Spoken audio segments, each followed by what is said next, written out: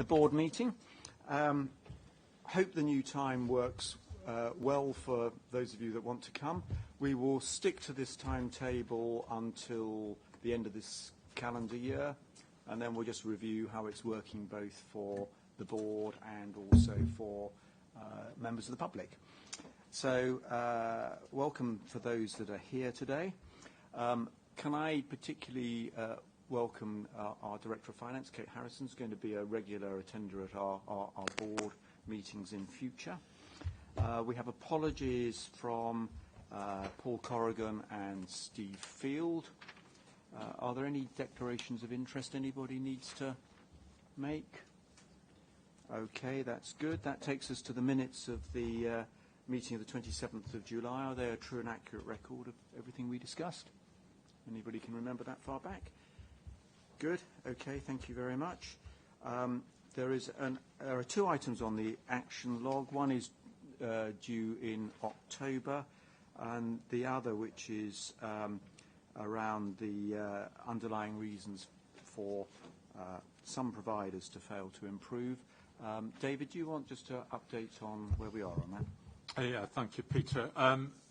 So this is an important issue, and next month, 13th of October, we'll publish the State of Care report, and we'll put more of this data into the public domain based on the work that we've been doing. But the figures that we've got on this are that of those services, this is hospitals, general practices, adult social care, that we rated inadequate, 76% of them had improved on re-inspection. That means that 24% hadn't. Now, I'm not going to give the detail from the State of Care report. We'll wait until October for that. But I think that's a positive story of improvement, and credit to the organisations that have done the improvement in bringing that around. It's not all positive. There are a small number of organisations that not only did they not improve, they went backwards as well. And as I say, we'll set that out in more detail. But I think it is important for the public record, Peter, that so far in the work that we've done, of those services we rated inadequate, 76% have improved on re-inspection. Okay. Thank you very much, David. Any other matters arising anybody wanted to raise? Okay, so David, that takes us then on to your report, please. Thanks, Peter. There's rather a lot to get through here, so bear with me in relation to this. So the standing items are about performance, and the figures that we've got in this report and the attachment is up to July of this year. I'm not going to present this in detail, Peter, but the trajectories are clear in relation to the inspection programme. Andrea and Steve's teams are on course to complete the programmes by the end of the financial year. Our inspection numbers are holding up.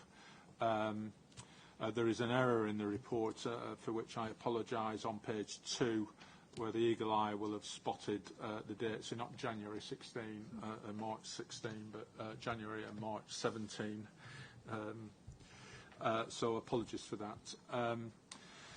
In relation to timeliness of reporting, you can see there's some progress being made, but there's still much to do in relation to this, and this continues to receive attention. On the paragraph about long-term breaches and locations with no inspection planned, there is a lot of work going on. We have in place in the executive level an enforcement oversight board. This is chaired by Debbie Westhead, who's one of the Deputy Chief Inspectors in Andrea's team, who's doing this on behalf of the organisation. And she's overseen the work on improving our performance in relation to enforcement, for which she and others deserve a lot of credit in my view. But she's also overseeing this work about these cases where we've had issues outstanding for more than 12 months. And the progress that's being revealed on this is significant. So If I can just get the right briefing so I can get you up to date on this. Yeah.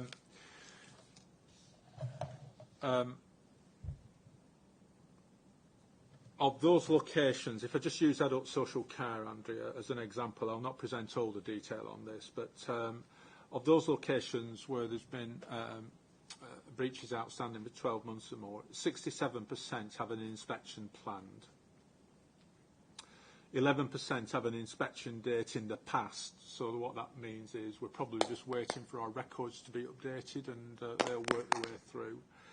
And what that then means is that there's a remaining 22%, 354, which have no planned inspection date in, and it's those individual cases which are being followed up with inspectors and inspection managers to check what their status is, whether this is something to do with our performance, i.e. we've not followed this up, or whether it's they've gone out of business, they're no longer relevant, or just to get to the bottom of this. So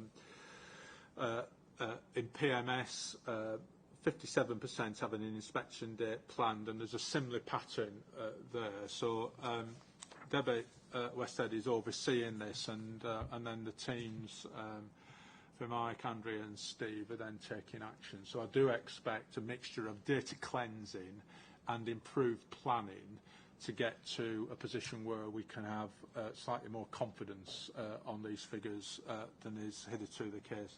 There is more detail, Peter, that I'll not go through because it will take time, but I think we are making some good progress to give these figures more credibility. Thank you. I've already referred to enforcement and the work that Debbie's done. The other issue I'd like to just draw attention to is some success in securing a further prosecution under the powers that we were provided with from April of last year, where we prosecuted a care home owner and the former manager in Shropshire and Telford Magistrates Court on Tuesday of this week. There was an admission of guilt, fined Coverage Care Services Limited £50,000 plus £120 victim surcharge, and a former manager was fined £665 with a £66 victim surcharge following a prosecution brought by CQC. This is an in-house prosecution brought by one of Rebecca's solicitors, which I think is all credit to the legal team for the work they've done working with Andrea's team. So if you remember, we were given this power to take prosecutions under the health and safety responsibilities. This is the second one now, and this followed the death of a resident in a care home where the medicines management policy was found to be defective, and this individual died having not been provided with the appropriate medication. So the team on inspection took action under the 2008 regulations around the responsibility on registered managers to ensure people receive appropriate care, and then used the 2014 regulations, which makes it a criminal offence to fail to comply with the regulations, and that's the basis that the prosecution was brought under. So I think it's an example, an anecdote, but nevertheless an example of how the new powers that were given to CQC are being used, and I think this is about the deterrent effect of prosecutions. I don't think it means we'll take prosecutions in all cases, but it is important that people know that we will take prosecutions. But in both of the cases we've taken, guilt was admitted, and therefore it was the court hearing was about sentence, and but receiving clear judgments are appropriate. So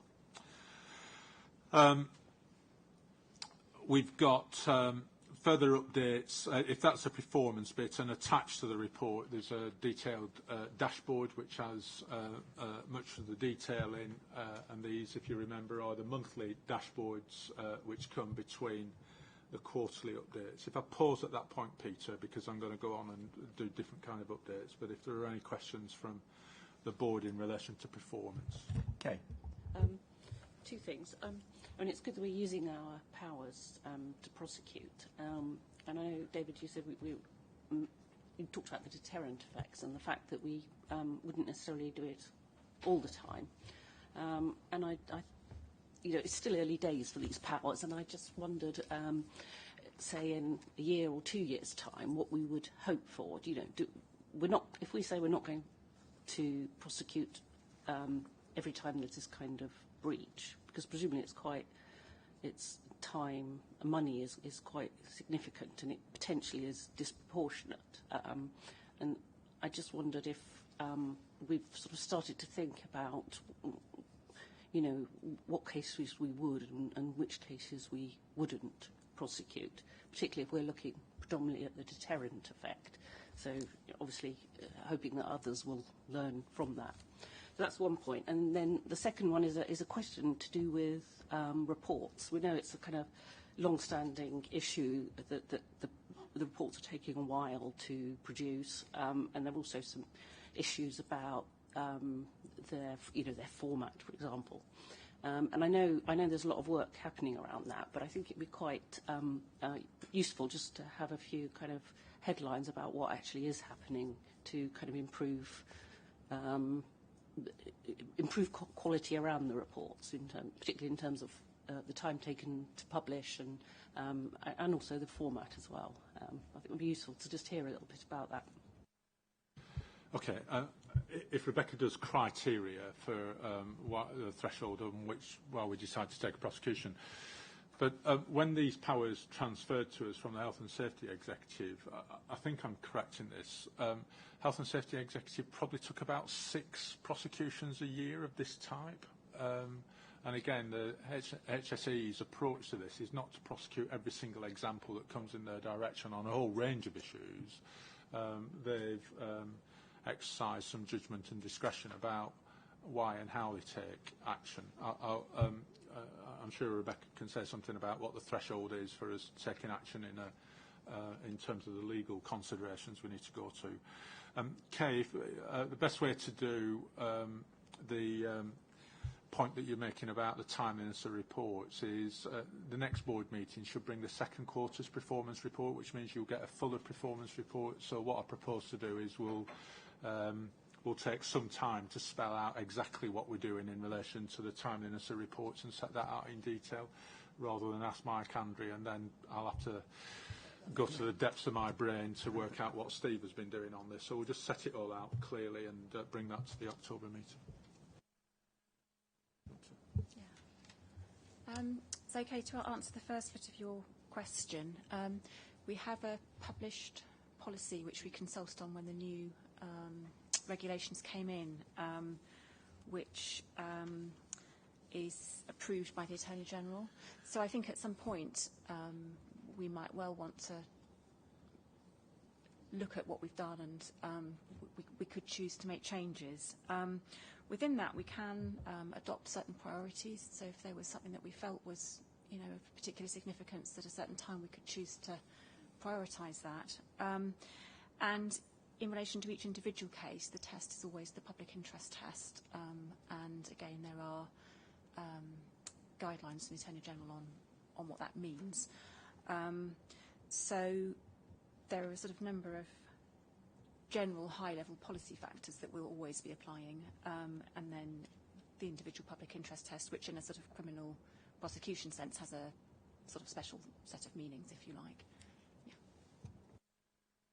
Okay, can I just pick up on one point that you made about the cost of prosecution, because clearly there is a cost, but there's some very misleading public comment on the cost, and it's important to say the two that you've prosecuted so far, Rebecca, you've done with your own team.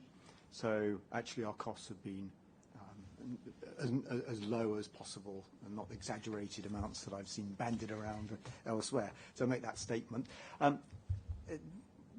David, could I ask either you or probably Andrea, there's a piece in here about the impact of capacity on nursing home provision, and a small number, but it's a reversal of a trend of a growing number of places. My question is, do we have any information on demand? Because, I mean, if demand's going up and capacity's coming down, that's really very worrying. If demand's static and there's just a slight drop in capacity, it's not such a big issue. Thank you very much, Chairman. And probably the nearest proxy for us to kind of make that assessment is the increasing age of the population. And so the figures that we've been drawing together, and again for the State of Care report, show that since the beginning of this century, the numbers of older people have increased very significantly. And in particular, the increase in the numbers of people aged 85 and over has increased by 33%, and that is kind of continuing on a trajectory upwards. And that particular age group is the age group which will have the highest demand, or a high demand for old people residential services and nursing home services, because of the risk that they may be living with dementia, with a number of other comorbidities, which mean that they will require residential care and may not have the family support around them that could enable them to stay in the community for all sorts of different reasons. And it was quite interesting last week, the King's Fund issued with the Nuffield Trust their report on the future of social care and called it Home Truths. But Richard Humphreys, who led the work on that, talked about the reduction of public funding available for adult social care as defying demography in the sense of the demographic change that we're seeing actually is increasing the need for services, but the response to it is that we are seeing that diminution in capacity. It's not big numbers at this stage in the game, and so I don't want to scare the horses particularly, but it is actually reversing something that we'd seen as an increase in previous years. Thank you. Lewis. Thanks. Just two specific points and then a more general point, if that's okay. So which I can find the performance thing. The specific points are just looking at the rate of inspection.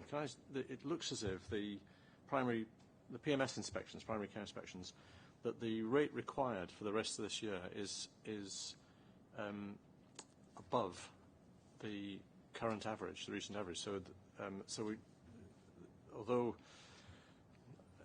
there's a couple of months sort of leeway, I suppose. Are we still confident that in primary care we're going to hit the target by the end of the year? Because on the basis of our own figures there, it looks like that will mean going above what has been our average until now. And in fact, it means having monthly figures which we haven't achieved previously. So that's one question. Can I also ask about our risk register, which has one item on it which is still at high risk? So I like reading our risk register because it always starts with high risk, and then after mitigation it's down to medium. But here's one where that hasn't happened. And it's a slightly difficult one to follow because it seems to be so all-encompassing. It's that our methodology, infrastructure, systems and process are not well designed, difficult to operate, insufficiently flexible, take too long to adapt to change the strategy. And our judgment on that is that there's a high risk of that. And even after mitigation, there is a high risk of that. Can I just be clear what we're saying there about that? Because that sounds quite pervasive and quite important, and whatever mitigation we've taken hasn't had any effect. So two specific questions. The third thing is about social care. We've got 562 organisations in special measures at the moment. 406 of them are in adult social care, so that's about 70%, I think. And it's a reminder of the problems facing adult social care at the moment. And you, Andrea, made reference to the King's Fund Nuffield Trust report, which I suppose presented the perfect storm that they could be in, which about finance and recruitment and the impact on quality, and for that matter, the impact on private funding, which and therefore on inequality across the not just the inequality by income, but the inequality by geography that might result in. And that report, I think, came up with 3 possible ways forward. One was do nothing. Another one was put a lot of extra money into it. And the third one was be honest with the public that this is not working very well, and that we will have to rely on private funding for which incentives and other measures might be needed. So here we are with 400 organisations and special measures, the latest in a series of reports saying that the finance is not really the financial issue is not being addressed, and the broader impact of that. Is that, to our knowledge, is that conversation happening in a place where something could actually be done about it? Intervention might take place. It feels like there's a lot of reports and quite an increasing amount of evidence, and we just carry on. We're very much in the do nothing outcome on the, as the King's Fund report would have said. So are you getting the impression that this message is getting through and that people are seeing the need for action on this? First one's yours, David. I'm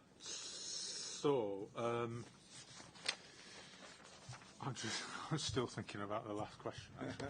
But anyway, there's a politics tutorial coming, isn't there?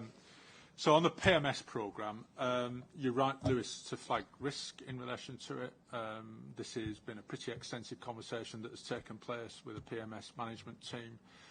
I think, as you all know, Steve's been away now for about 4 weeks, but the DCIs have been getting on top of this and getting a grip of this. And we will need to take some remedial action. We will need to bring in some additional capability to allow us to get through that, but we're still looking at completing this programme by the end of the financial year.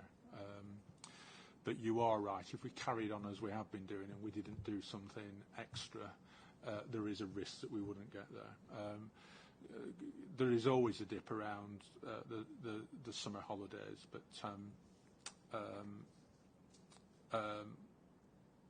but there is a bigger issue that we need to attend to here, and so that work is being done and undertaken because it is just essential we complete this programme. So I'm not open to any other possibility than we work towards completing this programme. So that work is going on now, but you're right to raise it. In terms of the issue about risk, it's interesting. Peter came into the office on Monday morning saying, I've been reflecting on our risk programme. Why is it still amber when it's been mitigated, and why is it still red from mitigated? And so the piece of paper that was brought in is a reflection from the team that do this work on what more we need to do, because clearly behind Peter's point to me on Monday, your point is, but surely when you mitigate a risk, it should be green. Otherwise, you need to do more mitigation. And of course, that point is both intellectually, rationally, and managerially right. I think what we end up doing is the rating becomes an expression of confidence. And that's not what a risk register should be about. It should be about, if you need to do more to mitigate it, then please do more. So, can I just be clear, what is it we're saying is high risk on that particular item? I don't quite. So, the reason it was rated as it was, I don't know I can answer your question because it is so broadly couched to your point. Well, there's about 5 things in there. What is it that you're looking to do? But if I do it in a slightly, from a process point of view, which I don't particularly like doing, Lewis, but in Q1 we were expressing low confidence. One of the moves on the more detailed risk register is the confidence has increased to medium confidence, and that's because at ET we've approved the draft strategy and implementation plan, the medium-term strategy work, which we're going to consider as a board later. And one of the things we've been talking about is what is our delivery plan to get from the strategy through to the delivery of that strategy, and that's a later report. Prior to having that strategy worked out with the money, the staffing numbers, the activity numbers behind it, we were expressing low confidence. But because that work has been done, we're now expressing greater confidence. So that explains why there's been a movement around confidence. We've done a lot of work on the operating model about how we deliver that. I've been in a number of meetings this week with colleagues in the medium-term strategy group who pushed on the work from beyond that which is presented to you today in the meetings. And because, as you will find later today, there is a more detailed report coming back to the October meeting of the board, which will go into even more detail about how we're going to take this forward. So I'm not going to, I don't want to in any way, shape or form to sound defensive about this. A challenge from Peter and yourself in relation to surely they should be green and not amber, I think is completely accepted by me. And I think we need just to take that away and do some further work. And what I've offered you is an explanation of why we rated it as we did. And you can say, well, that's good or not good, as the case may be. And we'll do a bit further work on it. So Mark's not here at the minute, but Mark, who runs this bit of Malta's directorate, has got it. He'll take it away. He's good at this stuff, and we'll do that. In terms of special measures, adult social care and the money, I think the King's... good on the King's Fund, who I think now have a pretty respectable track record of doing the analysis around the impact of money and quality in adult social care and bringing forward reports which are well researched, well evidenced. If you remember, it was Neil Dixon when he was Chief Executive at the King's Fund that got Derek Wanless to do that initial report when everybody was saying there'll never be a Wanless on adult social care, and Neil got him in. So they've now been doing this. And Andrea mentioned Richard Humphreys, who's been in the King's Fund now for, about 5 or 6 years, 6 or 7 years, continuing to do this work. And the report they published last week, I think, was deliberately timed to occur before the party conferences went away. And I think I've not heard anything from the very top of government about what they're going to do in relation to adult social care. I guess this King's Fund report and others that are producing reports is timed to coincide with a political debate that's going on at conferences. More than that, I think, what do I know about this? Well, I know when MPs start raising issues, then they'll start getting interested in this. But it's been, my observation in the run-up to the last spending review, it was very, very quiet on the funding for adult social care, from voluntary sector organisations, consumer groups, political groups, think tanks, etc. And it's up to those organisations, in my view, to raise the issues. What we will do in the State of Care report is set out what our assessment of the quality and safety in adult social care looks like and how sustainable we think that sector is going forward. And I think that's a role we play, but I'm not sure we're a political lobbying group as distinct from our role is to spell out what the quality and safety issues are as we move forward. As Andrea said, we've got a rising population of older people with complex comorbid conditions which demands that they will need access to services. And to Peter's point, that's occurring at a time when capacity in nursing care, what is nursing care there for? It's there for people with complex comorbid conditions, is decreasing. Paul, did you want to comment on the risk register or somebody else? Yeah, for me, briefly on the risk register. And Eileen and Kate may be able to confirm or otherwise what I'm going to say now. This was done, I think the first point to make is this was done in June, and it was done partly as a refresh of the risk register a few months before that, partly in the light of the new strategy that was coming in as well, so there's an element of that in there. So that's why you kind of see that and you'd expect the unmitigated risks to be high, because those are the ones we want to focus on. The high risk, just to come back on the confidence point, I think the point about the mitigation is that there are plans being put in place to mitigate the risk. And at any point in time, you will be partway through starting to put the plans in place and to, if you like, operationalise them and to see that they're working, because they're not designed to happen just like that immediately. And it's that confidence level about how we are putting those plans in place, how we are putting the mitigating actions in place, which is being reflected really in this after mitigations thing.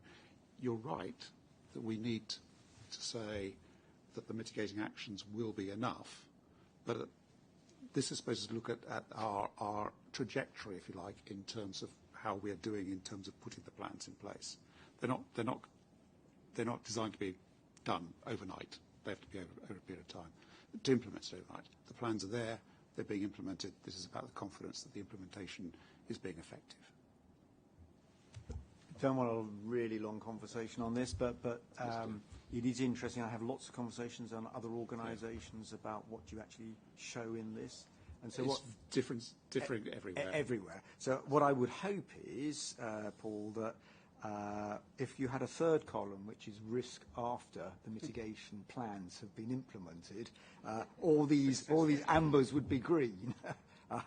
Because if they're not, then David's right. We've got to do more work and working out what we've got to do to mitigate. If they are, then you're right, Paul. It's just where we are in that journey.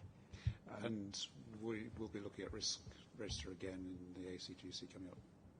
So it will obviously come back here, and we just need to track this. But mitigated risks that are still red are very worrying. Mitigated risks that are amber are pretty worrying. So we need to be confident we're on a glide path to green. Okay, Robert? Not wishing to spread more gloom about the risk register, but my question in relation to the one relating to information, bearing in mind an item I think we're about to discuss. Do we think that that risk ought to be, or its rating ought to be reconsidered by the Audit Committee in the light of what we have just learned? Chairman of the Audit Committee? The only one that's amber on both. The only relatively optimistic. I was looking to see what you were talking about. Sorry, Robert. Yeah. Yes, I mean, I think we'll look again at it after this next item that we discuss. Yes, and you see that we are going to be looking at the action plan to look at that as well. And obviously, in the fullness of time, Paul, not only will the Audit Committee be looking at it, but the report will come back here anyway, so I'll have another chance to look at it. Okay. Happy to move on? David, back to you.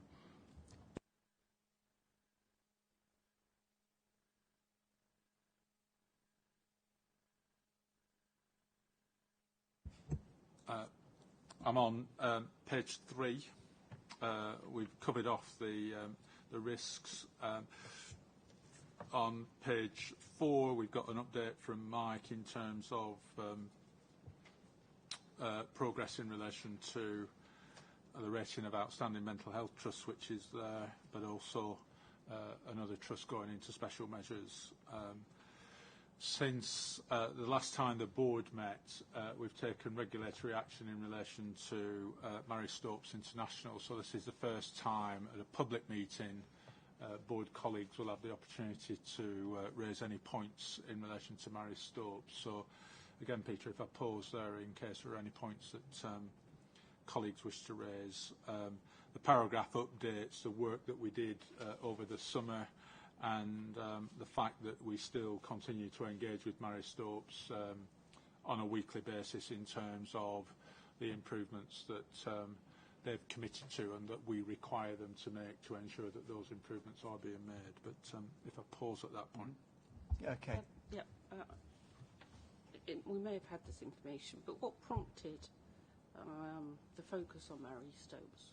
How did we know there was a problem there? Mike? We had inspected a number of their locations because we were doing the complete round of termination of pregnancy services, and we had found concerns at a number of those locations that prompted us to go and inspect the corporate HQ. We don't have the power to rate that, but we inspected it, and our report is still in preparation, but we can report on the action that they have taken in response to our inspection. So it was part of our kind of routine inspections? Is that right? Well, problems. it was that we are committed to inspecting all the termination of pregnancy services in the country. That is what we were doing, and there were concerns, particularly at some of the Mary Stopes locations. Supporting what Mike has just said, though, Kay, was 4 whistleblowers from various places in Mary Stopes who had also approached CQC, and following the conversations and the information that came out of those conversations. So as Mike said, the programme was going on as we've gone into looking at independent healthcare organisations as part of the programme. But in addition to that, as that programme was rolling forward, I think we've done about 5 or 6 of the different locations for Mary Stopes. Running in parallel to that was disclosures that were coming through from whistleblowers that were considered as part of that. And the two things together, as Mike said, led to this focus on the corporate headquarters of Mary Stopes in addition to that, and that's what effectively triggered that action that I think we briefed you on during July and August in the weekly update. So it's a combination, Kay, of local inspections and the 4 whistleblowers. Just in relation to the inspection of corporate headquarters, this isn't the only organisation which has a structure where there are lots of outlying locations and a corporate headquarters. To what extent do we, it doesn't sound as though we do, but should we be routinely inspecting corporate headquarters as part of what we do when looking at the independent sector? You can see me looking down the table as I was about to answer that. I think this is something that is very much under discussion within the executive team, and we want to bring back to you in terms of what we do in the next phase and what we would then ask the Department of Health to give us powers to do in terms of rating. I think this, from a hospital's point of view, even in the NHS, this is going to be extremely important if and when we move to having foundation groups or chains looking at the corporate headquarters. But as I think this case shows, it's also important to think about it in the independent sector. But I suspect Andrea may have views on that for corporates in social care.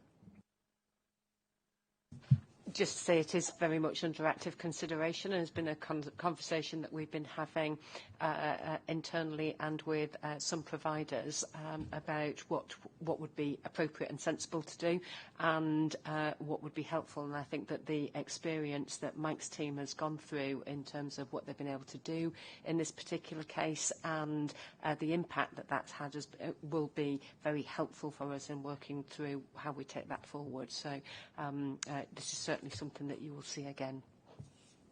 Can I just say one of the complications presumably is that when we talk about a corporate headquarters, that implies you actually know what the corporate structure is and where the reality of control lies, which isn't always immediately apparent.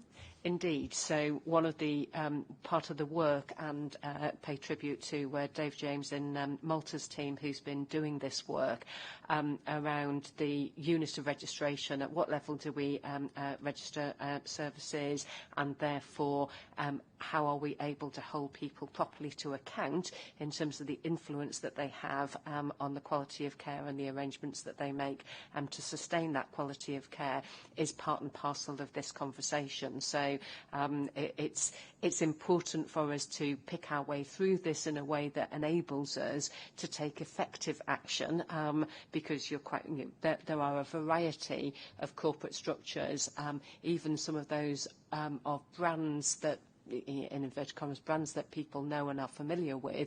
Actually, within that, there's a myriad of different structures. So actually, what would be the most appropriate and sensible point at which to look at a corporate headquarters? So that is part of the work that we'll be bringing back in the next phase. Walter?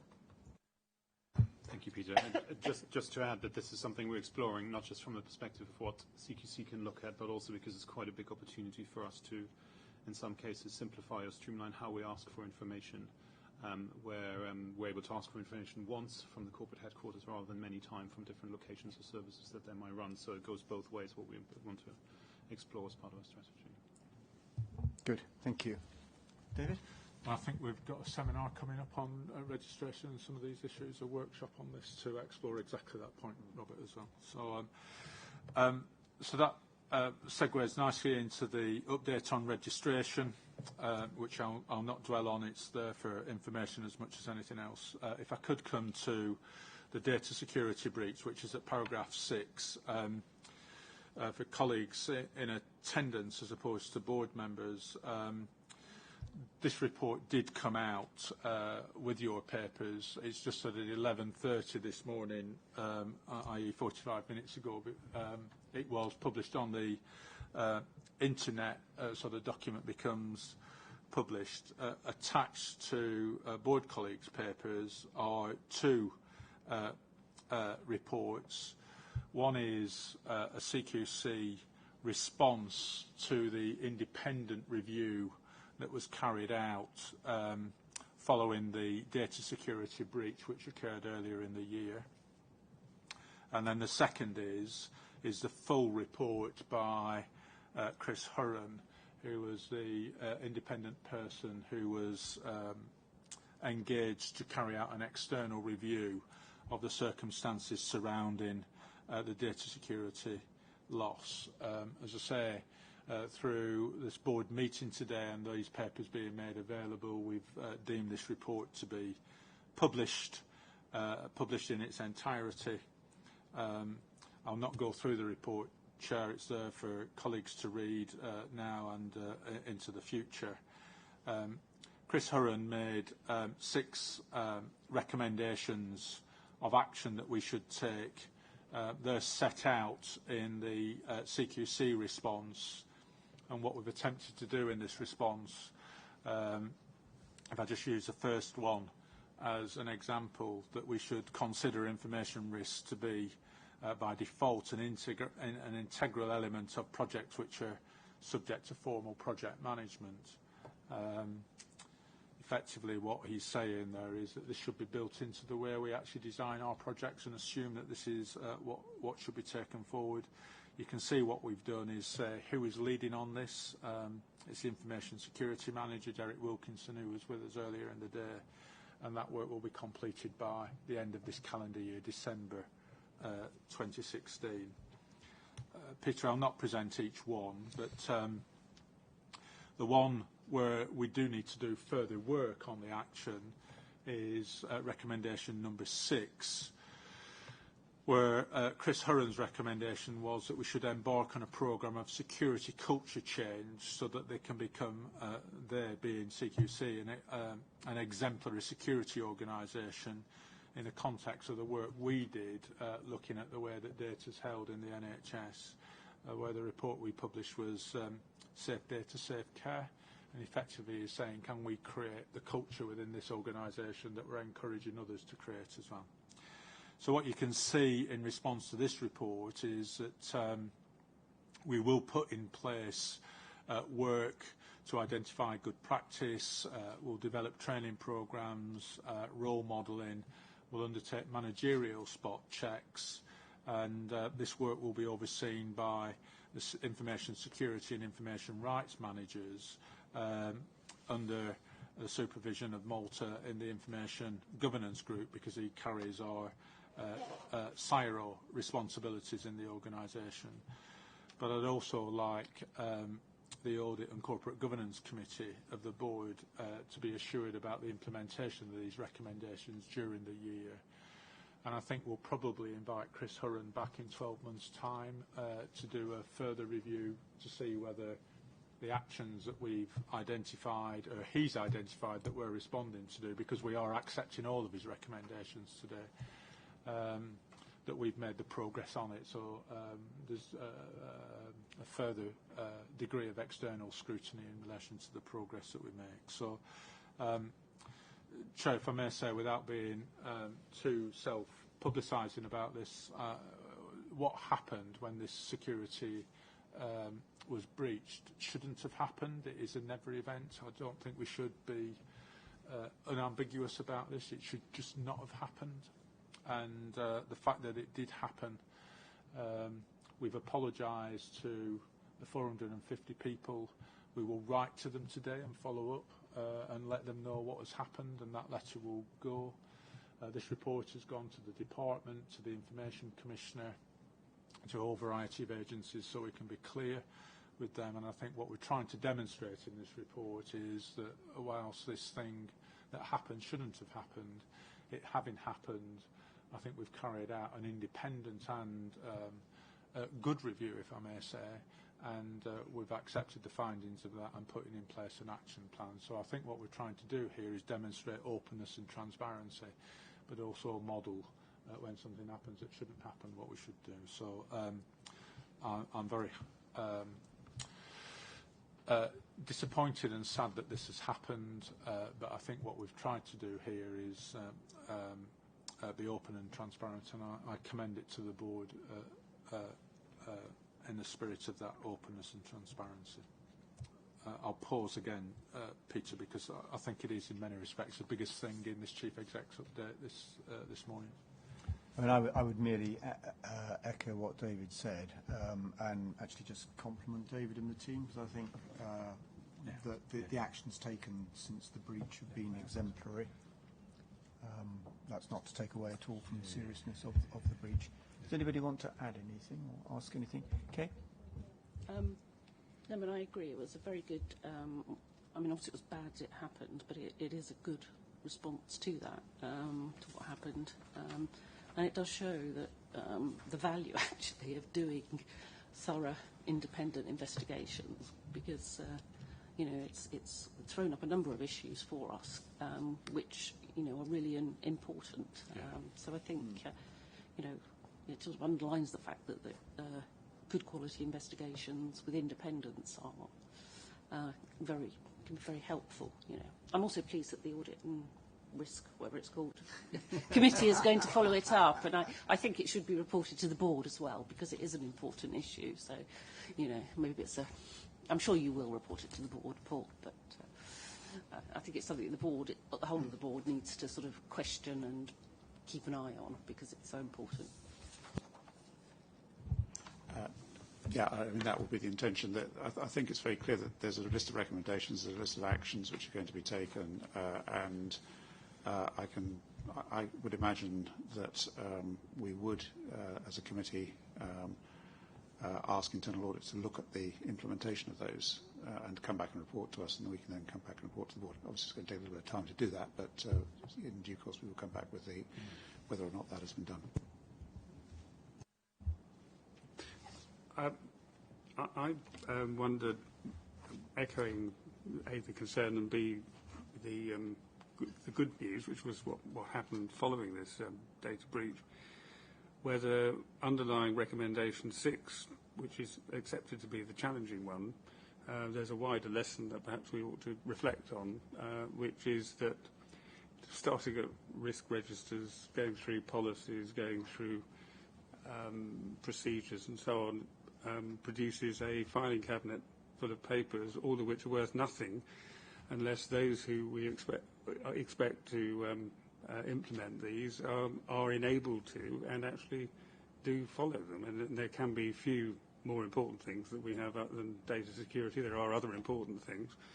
And I wonder whether we ought to reflect at all on whether there is a wider mismatch or not between the policies that emanate from this board and the executive team and so on, and what is actually happening on the ground, because that's what we look for when we inspect a hospital or a care home. And this, I think, this external report is extremely valuable in pointing out in very concrete terms some of the things that Mr. Hurren observed. And I do hope that those sort of things the staff are able to reflect on, because they have a very difficult job and it's easy to forget some of these things. But it's probably not only in this field, is really what I'm getting at, and I wonder what wider reflection we can have on that. Robert, I think you're right. I think the most telling sentence in here is the gap between the policy ambition that's set out and the reality of the delivery on the ground. And you're right, that is exactly what we look at. And this is scrutiny back to us of what our gap is. And I just think we need to accept that and acknowledge that and use that as a lever for our improvement. We're not into being defensive about this or saying that policy gap doesn't exist. And these are the small things, to be honest, like, what he did say is the policies are basically sound. He read and looked at this stuff, and he didn't say this is about your policy position, which is good because we might have been lacking in that. He didn't say that, but it was whether all staff have implemented this. So I think the wake-up call for us is about how we attend to the detail of this. And, I, for one, would never have dreamt that the specification for some of our removal contracts would need a paragraph in about data security. The supreme paradox about this is moving from Finsbury Towers into this building. Derek Wilkinson, the information manager, was involved in that, and a whole range of measures was taken. So the point that you're making, the paradox is, I think we did a massive move into this building where data security was to the top and to the fore, and to the best of our knowledge, there were no data security releases, leaks. This happened to be an internal move in a building that we're in, and that's where the leak took place. That's where the loss took place. So I think it really is a reminder of the importance of attending to the very fine detail and how it isn't Derek's job as the information security manager to do this. It's all of our jobs in the way that we go about thinking about this. And I think that was a challenge that Chris Hurren has put back to us in the way he's drafted the report that you pick up on, Robert. And I think, which is why, there's a grave danger at these times is the answer becomes training. Training is important, but it won't be all of the answer, which is why management spot checks. So how many of us have got our lanyards on?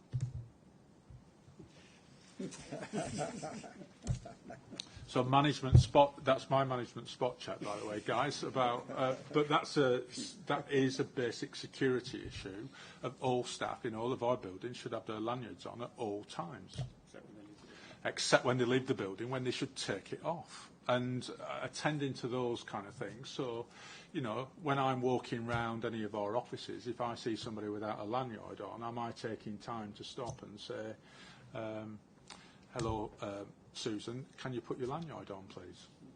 And sometimes that can be quite awkward. What do you say after you say hello? I normally don't say, please put your lanyard on after I say hello. But there is a fundamentally important bit about we've got to attend to these kind of things. How many of us go into buildings and see security doors propped open?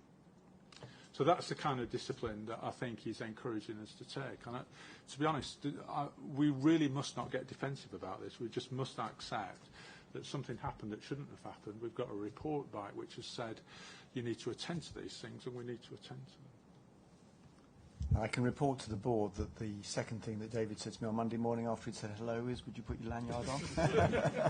I did, actually. Paul, did you want to say anything, or are we moving on? All I was going to say is that I think what this illustrates is that when we talk about information security, we often think about IT security, but actually that there is an equal and probably bigger risk in some respects around physical documents and so on, and that's probably one of the messages that we need to drive home to people, because I think everybody can gravitate towards the IT risk because that's the really public one, but these are physical risks are just as much danger. Okay. Right. Let's move on. David? Okay. Sorry, I need to get back onto the report now. Junior docs. Yeah, thanks. I was just getting the right paragraph. I'll do the rest of this maybe not, actually. Proposed junior doctors strike for September was, as everybody knows, called off. But earlier in the year, we did have a discussion about whether, if industrial action was being taken, whether we should continue with the inspection programme. Mike and Steve both put arrangements in place for that. But given the proposals, I think they're still on the table, that there may yet be further industrial action, and if that industrial action is planned for a 5-day period, then we will offer to change the dates of inspections, because managing a 5-day junior doctor's dispute and a CQC inspection at the same time, I think does go beyond what is reasonable. So we would take that action in relation to Mike's work. In relation to general practice, junior doctors are supernumerary in general practice, and therefore we would continue with our general practice inspections in the same way that we intended. Next item is the judicial review in respect to the Care Quality Commission, and again this is something that has happened since the last time we met as a board and it's a first opportunity in public session for the board to consider this. This is SSP Health Limited, a GP provider in the North West, who requested a ratings review of one of our judgments where we rated them as inadequate. The request didn't meet the grounds for a review, and the ratings manager declined to consider the request. SSP Health Limited applied for a judicial review. The judicial review hearing took place on the 28th of July. SSP were permitted to advance a different case to the one which had been pleaded, and instead focused on the original inspector's factual accuracy responses. The judge handed down a judgment on the 12th of August and did not find that the CQC rating review process is unfair, nor that it was applied unfairly in this case. However, she did ask that we develop a further mechanism to ensure that in the factual accuracy process that there is a degree of independence, and this is independence from the inspection itself, not of the organisation. There's an independent review of the factual accuracy process before a report is published. This was an issue that was being addressed, not quite as a response, well, not as a response to the judicial review. We were looking at the process of factual accuracy, so we were able to build on that work and ensure there was a degree of independence built into the final factual accuracy process. There's been a fair degree of publicity about this, which has conflated a number of issues, so it is important, I think, we're clear about what the judge did say about our processes. They were fair and had been applied properly, and the point that she was making was about independence, not of the organisation, but of somebody that's independent of the inspection itself and the drafting of the report. So what have we done in relation to this? Then guidance has been developed and published, which we've set out in this note and has been sent to all staff. That went out on the 23rd of August, and I know that Chief Inspector colleagues are attending to this in the way that decisions are made, ratings are being addressed, and the quality assurance work is being taken forward. The inspectors and inspection managers are clear that sign-off is now required, and that needs to be an active process where we document in the evidence that sign-off has been taken. So, again, if I just pause at that point, Peter, in case colleagues have any. There was more content in the judicial review about some of our processes than I've touched on, but they were the essential points of the challenge that we received, I think, and the way that the judge considered these at the judicial review. Okay. So just so that I'm clear, is it that in every case the factual accuracy check has to be looked at by someone independent, or when there's a dispute and this person who's independent, is it a CQC person? Yes. And just, it is, yes. Yeah, so it's. That's what I meant about. Sorry, yeah. Not independent of the organisation. Oh, I see. Right. Okay. So it's a manager within CQC who didn't do the inspection, who would then assess that the comments from the provider have been addressed. So whether that means they've been accepted with qualification or otherwise, that they've been addressed and that there's a clear decision being made on whether they've been accepted or not accepted. I think the other thing that was being said is I think the judge did also say is if you can't be clear but you need to get additional evidence in this, you can do that, but it can't be evidence subsequent to the inspection. It must be evidence that was live at the time the inspection took place.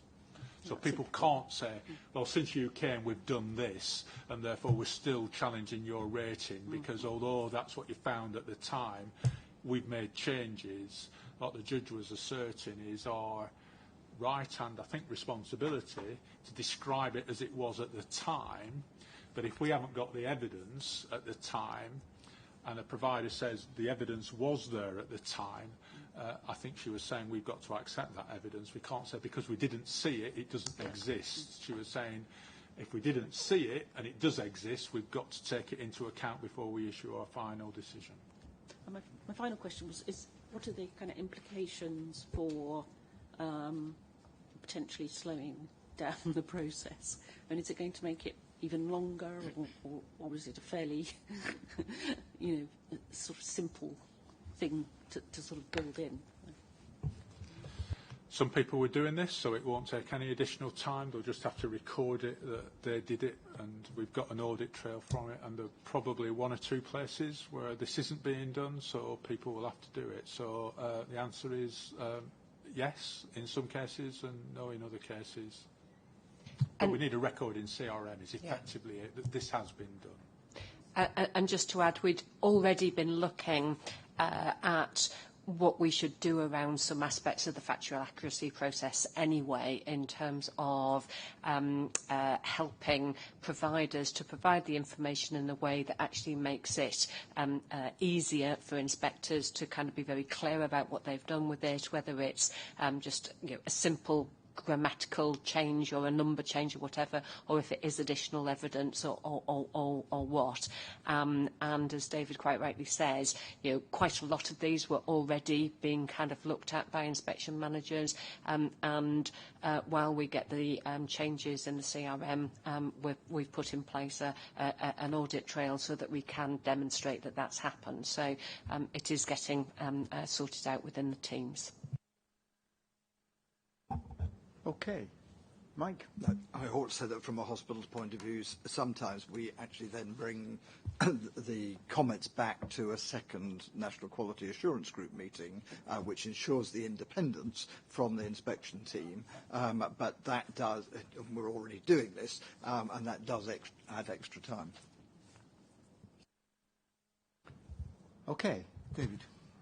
So last two bits and one more. So I draw attention in 9 and 10 about an important report from Bob Watcher about IT, and I think board colleagues that were at dinner last night had a debate about technology and its penetration into health and care, and there were views from out-and-out enthusiasm to out-and-out scepticism expressed. So, but this debate will run. So Bob Watcher, if you recall, was a leading clinician and digital expert from the States, who the Secretary of State invited over to do a piece of work, and that report was published at the beginning of September at the Expo conference. And colleagues in CQC are working through that report, and we'll bring that work forward over this next period. We also published on the 6th of September the My Diabetes, My Care, which was on our thematic reports, which I have to say I thought was a good report that we launched at the same conference, actually, that Watcher launched his report. Again, these are here just to put them on the public record, given they've been published since our last public meeting. If I may, Peter, just take a very brief opportunity. Some board members will have received a letter yesterday, I think timed to coincide with the public board meeting, of some current and former experts by experience who continue to express their concerns and complaints in the way that the experts by experience contract that we have with employers performing. I don't intend in this meeting to go through the detail of that response. We will ensure that the people that raised their concerns receive a full response from us in the next few days. But what I wanted to do is just to acknowledge publicly that this contract is not performing at the level we want it to do and expect it to do, and we are working within the terms of the contract to ensure that this contract does improve and perform as we go forward. There are mechanisms within the contract that requires action notice, which we're currently engaged with Remploy on, which lays out 11 areas where we expect improvement to take place, and meetings have taken place over the summer which are designed to monitor and check progress and improvement taking place. There is evidence of improvement.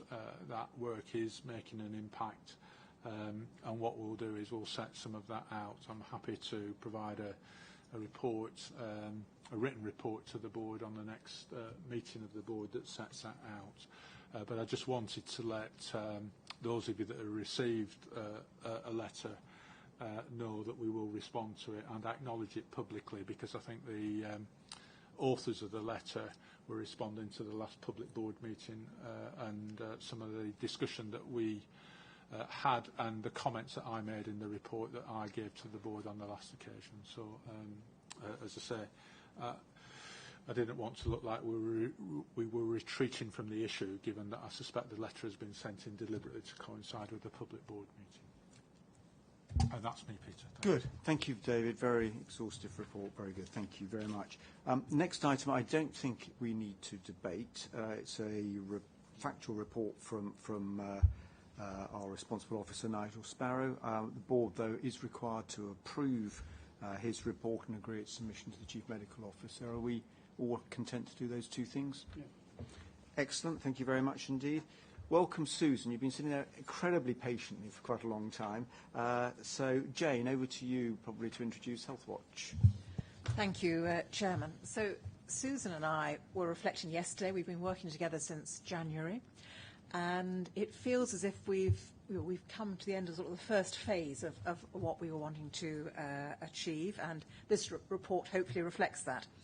Just starting by looking externally, though, I was really pleased to see that on the list for sustainable transformation plans, that engagement, which is our gig, engagement came top of the list. That doesn't necessarily mean that's happening out in the real world.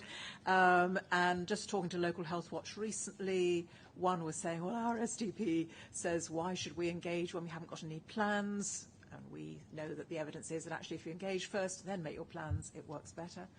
Another one at the other end of the scale was saying that working with their CCG, the CCG and they were going to revolutionise engagement. So we have, it's a mixed ability class out there, but there are some hopeful signs. Before we can help you, though, I think we needed to make sure that we were fit for purpose. We wanted to be absolutely clear that everybody knew what our focus was and what our role. Our role is to ensure public involvement in decision-making. So the committee at its last meeting had a really good sort of focus on this, and Susan then made sure that the business plan follows through and that everyone in the organisation knows exactly what their role is in fulfilling that. So we are really focused on what we're there to do. The challenge, the first challenge was to make sure that our intelligence systems were fit for purpose.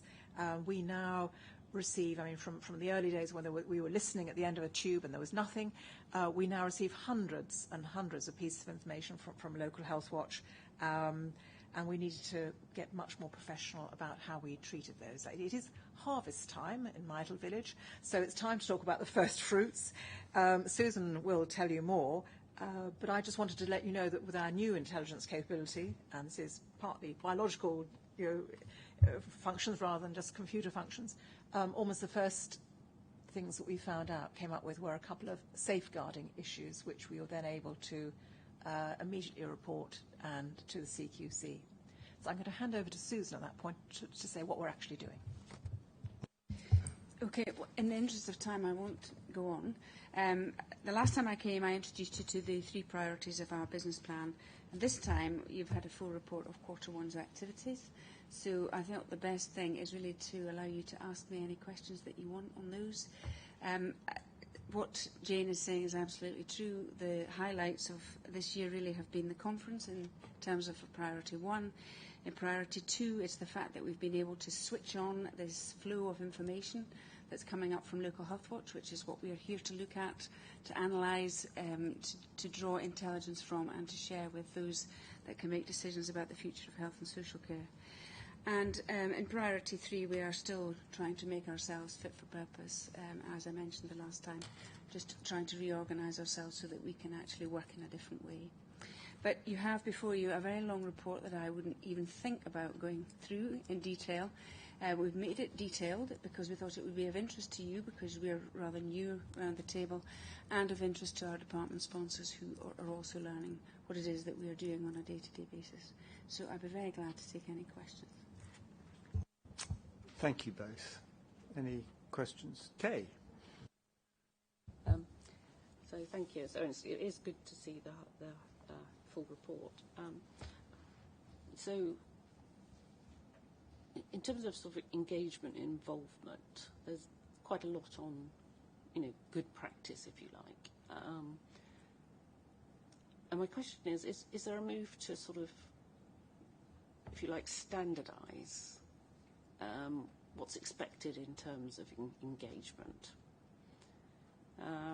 Not that it's rigid, but because on one hand you've got sort of local networks, and some of them certainly I know historically have done things very differently, and even to the extent that some people just didn't, were not even open to the possibility of doing it that differently, and they were saying, well, this is right, this is what's right locally, and we want to do it this way, and I guess there is a balance, but so on one hand you've got people who want to do their own thing, and who is anyone else to tell us what's right for us locally? But on the other hand, we know that the quality of engagement can be quite poor, particularly if people do go it alone. So I'm just wondering, where you are on the scale of making sure that the engagement is valuable and of good quality, but at the same time allowing Local Health Watch to have some degree of independence. Do you know what I mean? Okay. Yeah, I think I understand the question.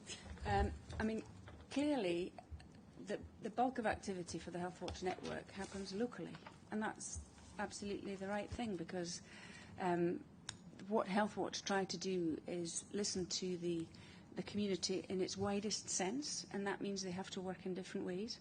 And what we're learning from Local Health Watch is really what the principles of good engagement should be: good engagement, involvement, co-production, whatever you'd like to call it. And these early findings are documented in a service change document that we actually produced in May 2015. So we've been looking at this for quite a long time. And we're actually updating that document in light of the work that's been going on with the new models of care, the vanguards, and the sustainable transformation plans. So that's work in progress. So I would say that in answer to your question, there are two things. There is variation in the way that Local Health Watch works, which is something that we're looking at. And then there is guidance about good engagement and the role of Health Watch in that. And what we are finding is that some Health Watch are doing the engagement, some of them are advising on the engagement, some of them are being a critical friend and making sure that the engagement happens. So there's a wide variety of activity. And I think the challenge for us is to actually get consistency in the way that Local Health Watch works in terms of standards, but not be dictatorial about how they do it locally, because that's the decision that they need to make. So I hope that answers your question. Yeah. No. Yeah.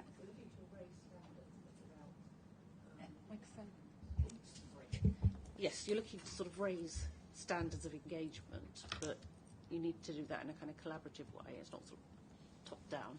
But I mean, if there were some, if you like, problematic health watches that really weren't doing it very well, would you take a more kind of hardline view? I mean, because you know, it's not fair on the people in that community if they're not really getting the engagement or it's not available. You know, I just wondered, it's a bit like regulation, isn't it?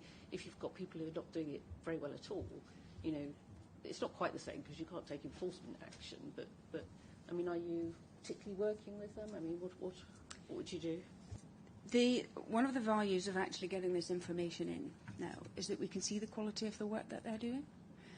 We also have quality statements. Now, these aren't standards that we would regulate in the same way as regulators might work, but they're statements that we use which really are a sort of benchmark of what a good health watch should look like. And what we're working on with the network at the moment is peer review, which we've been testing successfully. Also 360-degree feedback where the stakeholders would be involved. And very much so, if we found that a local health watch was really not performing, we would go in there. And one of the things that we hear from the network is that those that are performing really well and you know, really valued locally are really quite anxious about the ones that might bring the brand into disrepute. So we do talk about that. And we're also engaged with commissioners, and so we're looking really at the quality quite closely. But correct me if I'm wrong, but Kay, I think the job of Health Watch England is to support the networks. They have no executive relationship with them at all. So it's a federation, if you wish, where each is independent and separate, and the responsibility for establishing local health watches sits with local authorities. So I think I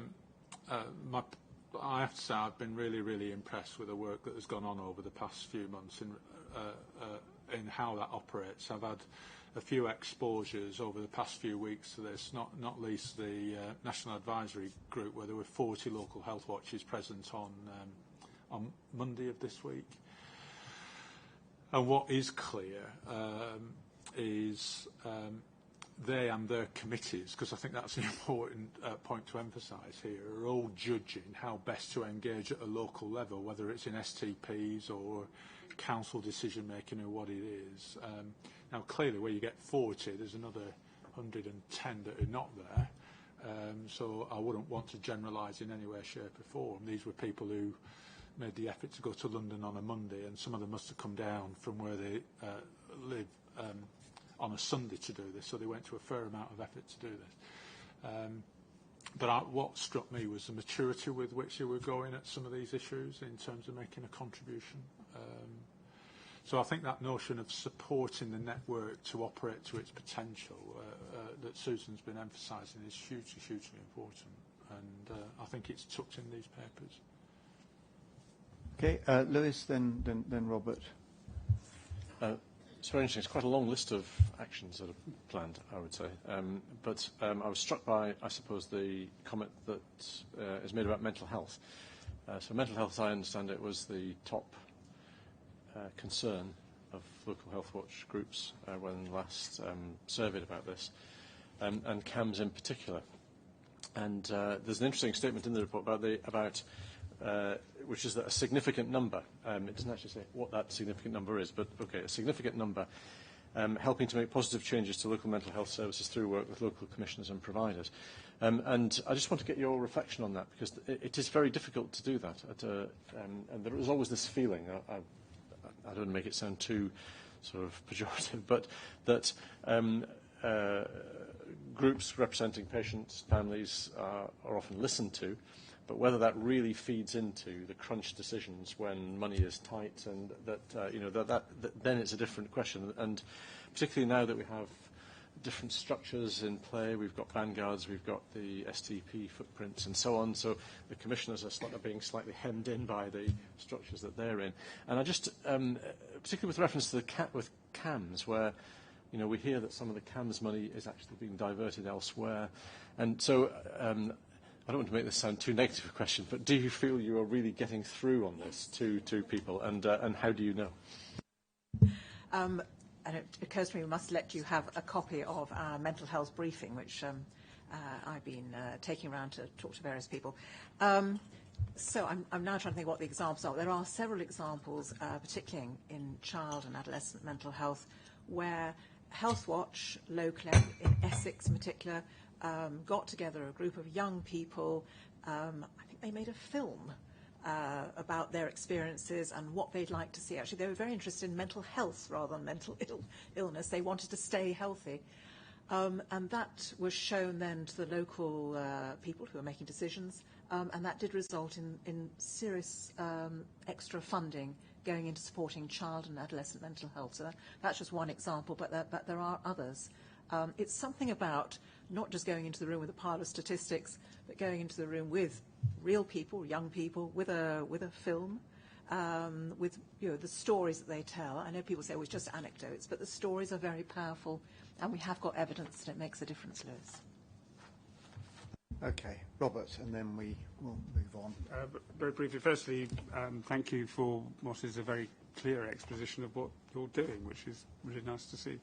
But my question is really at the other end of the tunnel from what Lewis has just asked you about, which is what your assessment would be of the success in Local Health Watch engaging with its local public. And that, obviously that involves partly a question of profile, partly a question of, and I see some of the actions here, but I'm wondering how effective you think that end of the pipeline, as it were, is being. Well, we were having a big conversation about this actually with the advisory group on Monday.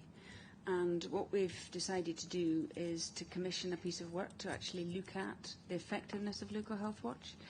Because we spend a lot of time talking about sustainability and finance and, how much money is enough and what is good enough. And we feel that the time has come now to actually look at that. And so we feel that we need to bring some external expertise in to actually look at that and just see how well those local health watch are functioning so that we can actually develop some benchmarks. And that's what they want.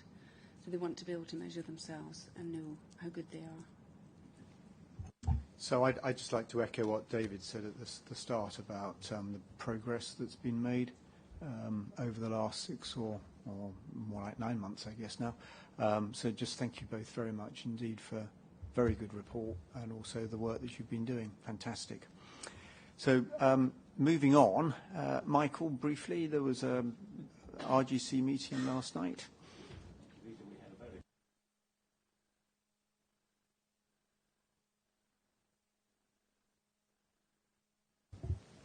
Mike and Ted Baker took us through the results and learnings of round one inspections, because we have now completed all our programme of inspections of acute NHS trusts. A few points in particular, we're simplifying intelligent monitoring and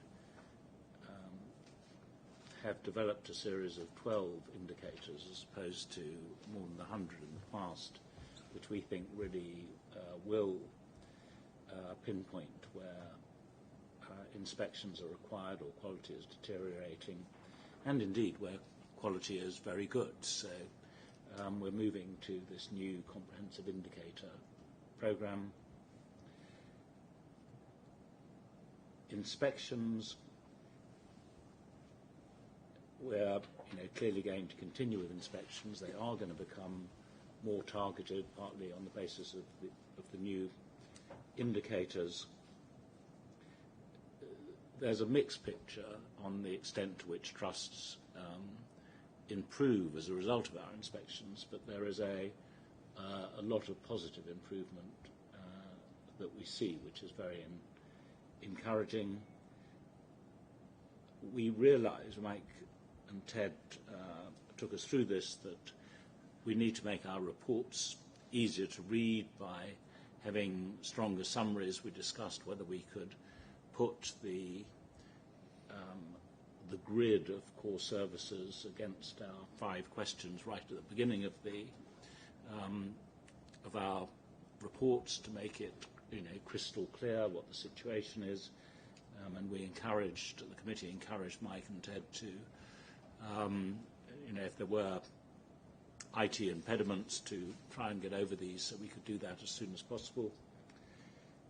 And very importantly, Mike talked us through a new approach to deciding the resources we needed for monitoring inspections called units of delivery, which would make it much more possible to have teams that reflected the complexity of the hospitals or other institutions they were inspecting, and would improve our ability to plan and maximise the use of resources efficiently as a result. So a very good meeting. In fact, we did decide, or at least perhaps I decided, that the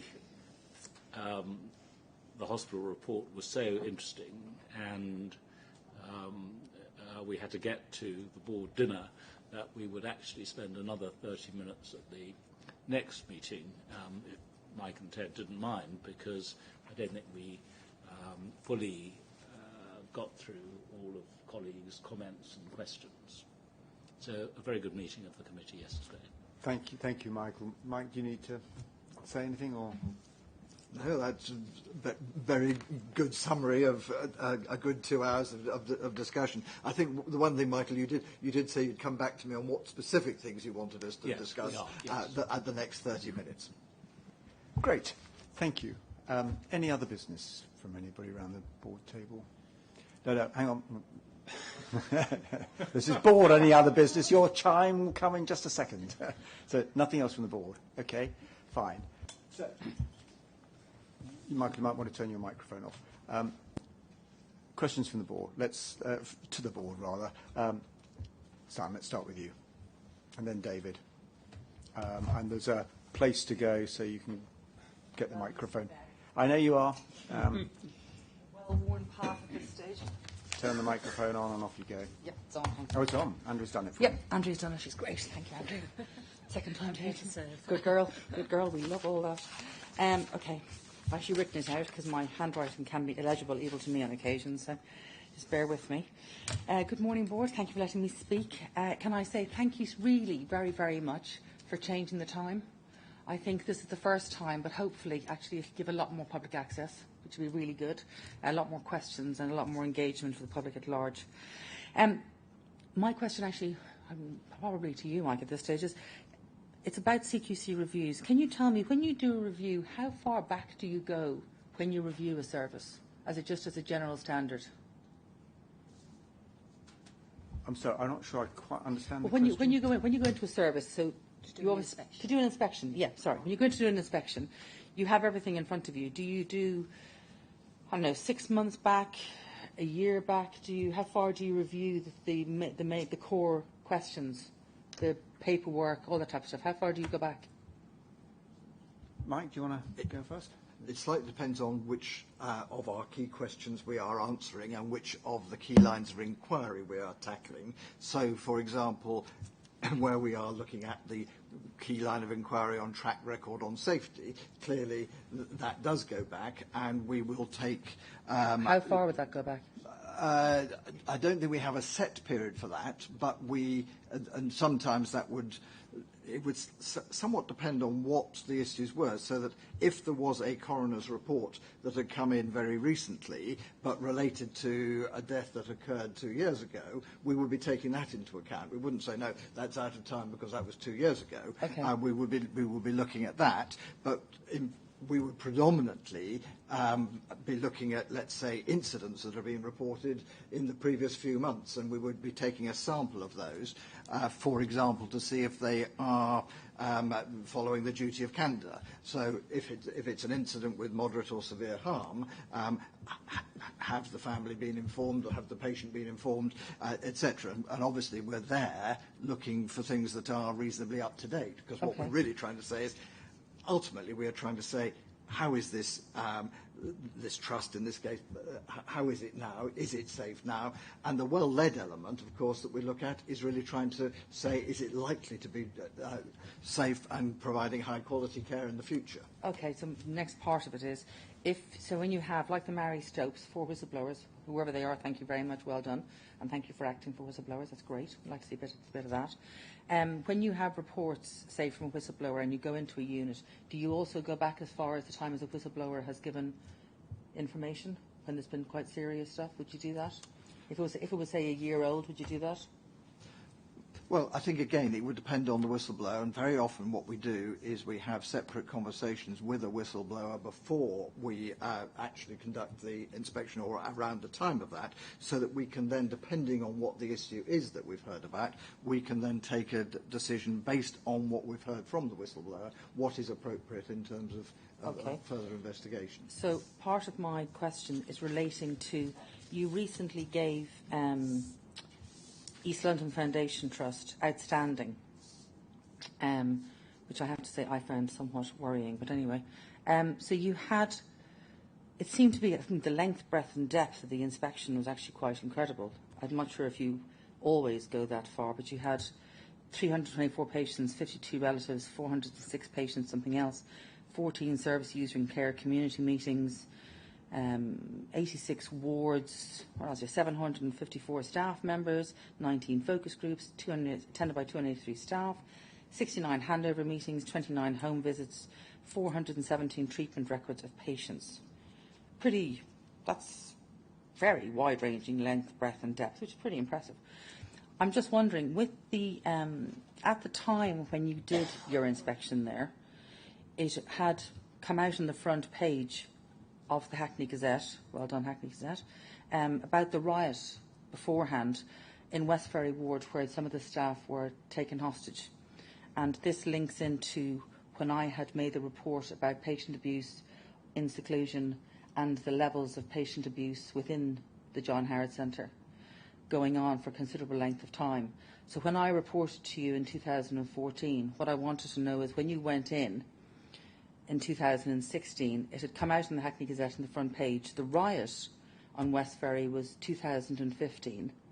So the patients had got to the point where the beatings and the abuse had got to such a stage where they rioted and took, 5 of them actually took some patients or some staff hostage, which to me, I'm sure, feel awful for the staff. But I'm really concerned that the patients were so angst-ridden and at such a level, with the abuse at such a level, that they felt that they had to take that action with the staff. Now, having experienced what happens with the staff in there and having seen what happens, I can understand why they did that. I really can. With the abuse of patients in seclusion, you CQC yourselves proved in 2015 that their seclusion logs were missing. Ellen Armistead, Sue McMillan, Julie Harrison and Craig Jennings at a meeting on the 28th of April 2015 confirmed that the seclusion logs were missing, which, as far as I know, under the Mental Health Act and rules of seclusion, is pretty serious. I know they admitted that the procedures have been broken, but then they also said that seclusion logs were missing. So when you go in, surely when you have that length and depth and breadth of serious, serious concerns, I can't understand how you went in and were able to give them outstanding with all that stuff going on. Your first questions were absolutely appropriate for... Yeah. Well, this is about your inspection. I know. You gave them outstanding. Yeah, I know. But, yeah. So your first questions were absolutely fine because they were about the generality about how Mike and his team go about inspections. What we've tried to say to you before is if you want to raise something about a specific... I'm not raising that specific. I'm asking about the inspection. Sounds very specific to me, and I don't think it's reasonable to ask Mike off the top of his head to comment in detail on a report. Okay, well then how about this report? So, you, of course, you can make a general comment, Mike, but I've said before, and it's just really important, if you want to raise these sort of very specific details, you need to give people advance notice so that they can this was in the newspaper. This wasn't me. I didn't report any of this stuff in the newspaper. Maybe in the newspaper, but there's an awful lot of other things going on. So it's just about advance notice so people can be prepared with the facts. So Mike's going to give you a general answer or make a general point, but for the future, just give us notice. Then we can do better for you. Maybe can we have something then for the next meeting then? Because we're all coming for ages. We're booked in for all of them. We wouldn't want to miss any of them. Mike. I mean, first of all, about the East London Foundation Trust, thank you for your comments about the length, breadth and depth of the inspection. I think that does show how many different locations we have to go to look at a particular mental health trust and the different range of core services that we always look at. And that is why we refer to these as comprehensive inspections. I think I can't tell you about that specific issue because I'm not aware of it. But I think what matters is this was a 2016 inspection. What will they, I hope they will have done is take account of that as past, but they will be actually reporting on what is the trust like now. And if the trust has responded to whatever that concern is, there is no reason it shouldn't be outstanding now because it will have learnt from that. Okay. The only other problem that I have with it is that the head of service for East London Foundation Trust and the director of nursing are both your CQC National Professional Advisors to the CQC. So Dr. Paul Galuli is head of services for East London Foundation Trust. He's also your CQC National Professional Advisor for Mental Health. Professor Jonathan Warren is director of nursing for East London Foundation Trust and is also your National Professional Advisor for nursing. So both those men are on your national professional, two of your 9 national professional advisors, and are also members of East London Foundation Trust. What I can say to that again is that wherever a person is employed or has indeed recently been treated, we do not involve them in the inspection at all. So they would not have been involved either in that inspection process or in reviewing the report as it went through our quality assurance processes. So it's always divorced from anybody that works in a trust. But we are very keen to have people from trusts as part of our specialist advisors and national professional advisors in order that we are up to date and keeping in touch with the front line. That's okay, because I know... Sam, we're running out of time. Okay. I'm keen to give David just absolutely 30 seconds for a question. So just one thing for Jane, maybe check Health Watch Bracknell. Went to a carers meeting there, really, truly awful, dreadful. And one question for Robert. All right, then. Can you do check corporate compliance and due diligence when you do seek roof? David's not doing the question. Oh, absolutely, yeah. Thank you very much, Board.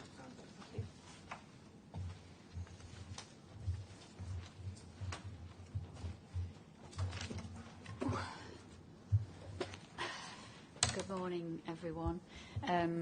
My name, you all know who I am, but I'll just introduce myself again because this is public. My name is Jade Taylor, and I'm a healthcare professional.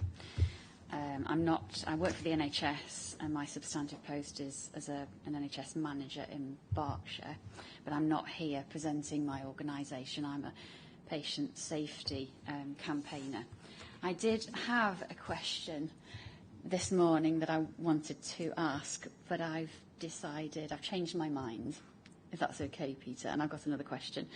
So it's a woman's prerogative to change her mind.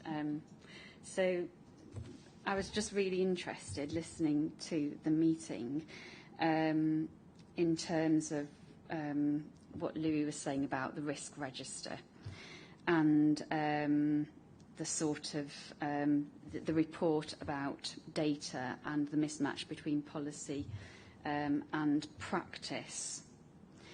And I think that in terms of what actually goes on in practice with sort of inspections, and I completely agree with you, Lou, it's all okay to have all these policies, but what we do in reality is what really counts. And it's just interesting as well, matching a few things up, looking at sort of the factual accuracy process as well. And I'm just sort of curious, really, as to the factual accuracy process and complainants and whistleblowers and how all of those things really match up, because we've got a risk rating that's red. That's, I know we've talked about that, but it's looking at methodology. And I personally have issues with the CQC methodology at the moment. And I know you don't want me to talk about personal experiences because this is more generalistic. But I think there are, quite serious issues. And to me, listening to other complainants, because under the radar, there's an awful lot of people in the country who are very unhappy and all linking up with each other on social media. and we are sharing our experiences, albeit upholding confidentiality in terms of patients. But this sort of, all that's going on in the radar, it just feels, this is a horrible descriptor, but it feels like a big pussy spot that's about to burst with all this unrest and distress. And I think regarding accuracy, I think when I'm hearing repetitively that when complainants and whistleblowers are coming to the CQC, we all seem to be having the same experience. So we all seem to go through the same people. We go to other organisations as well. We've all had interviews and met with similar or the same people up to board level here. And we all seem to get the same response letter, and it's about, we're sorry that you might be disappointed, and we're coming to the CQC, and we all reassure ourselves that we have concrete evidence to bring to you regarding in some cases, some really serious governance failings, which can be repetitive. But then what seems to happen is that the CQC then go to the trust boards, trust managers, and they the CQC discuss with the management team these issues, and there doesn't seem to be any consultation with the whistleblower or the complainant. Now, when that's happening, I think there's then a query about whether the whistleblower or the complainant is consistent in the information that people are bringing to you. And I don't have any data on this, but this is just a feeling. But it seems to me that people are coming to you, and perhaps there's a lot of inconsistencies. And I'm wondering whether those inconsistencies in information that people are giving to you are because of the distress that people are going through at the time, and the fact that people have to go through so many hurdles to be heard, and often it appears are just not being heard at all. And then if the person is still living within the region, because for whistleblowers, often if people are raising serious concerns, it means job loss, home loss, family loss, etc. So sometimes people are moving out of the area. If people are staying in the area, they're then seeing, hearing other information about the same things from ex-colleagues, from friends, and the distress just grows and grows and grows. And it doesn't seem to be that there's a sort of mechanism to sit down with people to understand what the journey of the complainant and the whistleblower, the psychological journey, and then to put together some kind of way to support those people and then extract that information in a way that causes the least distress and is going to then create a very fair and just outcome, and is going to tease out exactly what's going on. And I went to NHS Improvement Board meeting, and I think there's a few of us going to go to some more in the future. And one of the things I said, and I'm not completely clear about this, but it seems to be that often we can have national disasters, and just one person will be speaking up and blowing the whistle, as it were, and we'll have a handful of people outside. And it seems that the CQC and NHSI are saying, well, we're looking at things generally. We want more information. We want more information about this is happening generally, sort of everywhere. If it's just one person, we won't investigate that particular issue. But sometimes you can have one or two people bringing up several issues, and I think that tells a story.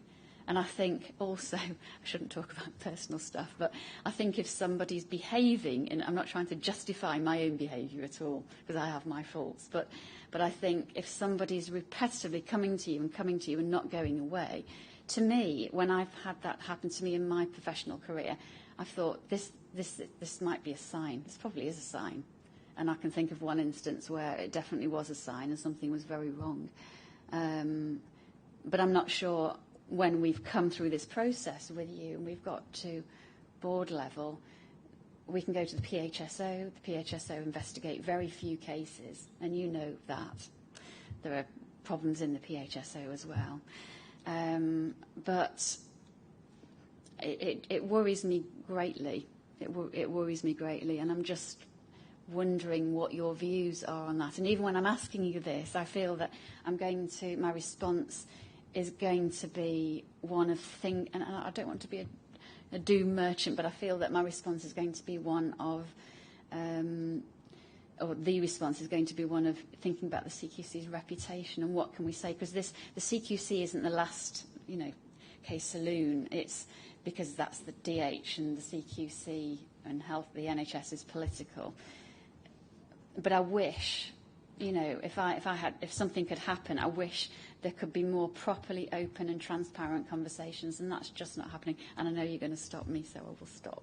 I was going to stop you, but I was also going to reply. I mean, I think sure. you're sort of conflating probably four quite separate issues there. So, starting with your last point, I want to absolutely reiterate the CQC is completely independent in the judgments it makes. So we are not swayed by the wider political debate or by anybody else. Our inspectors make their decisions independently and report independently. Our concern about methodology, going back to where you started, at least my concern about methodology, and been quite involved in some of the discussions, is not about do we arrive at the right conclusions at the end of the day from our methodology.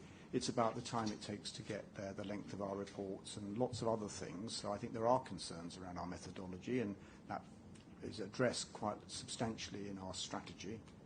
But it's not about do we, at the end of the day, come to the right conclusions at the end of our inspections. Factual accuracy comes out of the inspections, and it's a process to just enable the things we're saying to be checked, and it's not about having a long debate about something necessarily. It's just sometimes people, there's a huge amount of information. Did we actually get this right? Number of beds, or something like name of a person. Very often, and sometimes it's just that sort of thing. Your last point, which is your substantive point, which is about are we listening to whistleblowers? And the answer is absolutely. And you heard David or Mike talking about that earlier in connection with a particular situation. You and I have had meetings and discussions. There comes a point, Jade, where we've listened, we've investigated, we've come to a conclusion. There is no more information, nothing more that we think we can or should do. You don't agree with that? And there comes to that point, and I'm not sure that there is anything more than we can do when we've reached that point. But what I want to say to you, and I've said it to you privately, we take these things very seriously, and we spend a lot of time understanding when a whistleblower comes to us, and ultimately we come to a conclusion and we take whatever action we think is appropriate and all the rest of it, going back to where I started and you finished, independently. So I think that's all we can say today. Otherwise, I'd say I'd disagree about the politicalisation debate, because I believe, I can't quote it right now, but I believe on one of the job descriptions it does state the person needs to be politically astute. That's a job description for this organisation, I understand. And I just wonder if people who are on this board now who remember a few years ago, I'm just wondering whether when the NHS was going through the Mid-Staff's public inquiry, whether anyone here today can see some comparisons with what happened then to with what's happening now. That's all I've got to say. Jay, we're not going to agree. I think it's probably my job description that says I've got to be politically astute, but I can only repeat that the judgments taken by the inspectors are independent, will always be so, and that is a question of absolute importance and fact to us. Thank you all very much indeed. Members of the board, I'm afraid we have a lot more business to do today, so we will start again in about 20 minutes, if that's okay. Members of the public, thank you very much for coming. Thank you. Thank you.